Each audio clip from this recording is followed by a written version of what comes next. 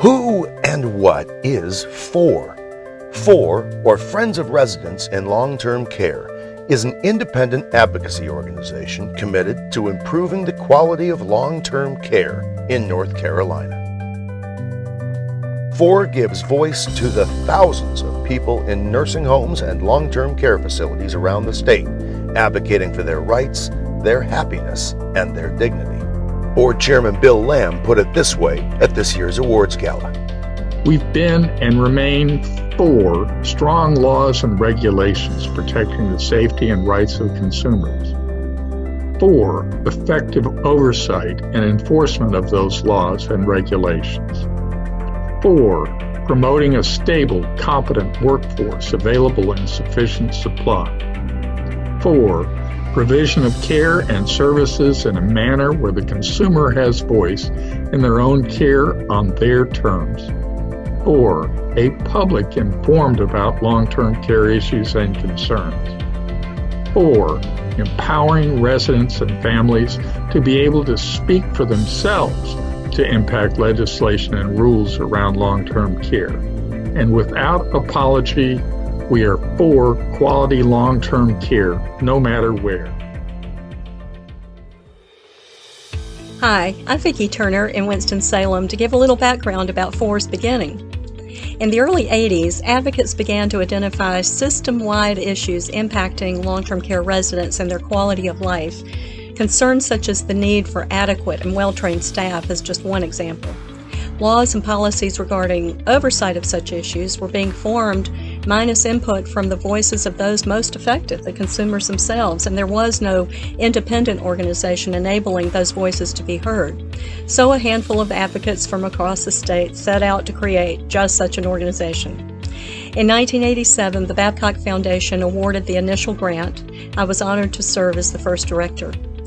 Since the very beginning, our passion has been to push for quality care as the voice for our state's thousands of long-term care residents, and that voice is now more important than ever. We so appreciate your interest in supporting our ongoing mission. Because of FOR's advocacy work, major improvements have been made in the lives and care of long-term residents in North Carolina. The implementation of civil penalties and creation of a penalty review committee for bad actors, changes restricting physical and chemical restraints, requirements for safer sprinkler systems, lower staff-to-resident ratios, criminal background checks for new hires, a star rating system, and a personal needs allowance.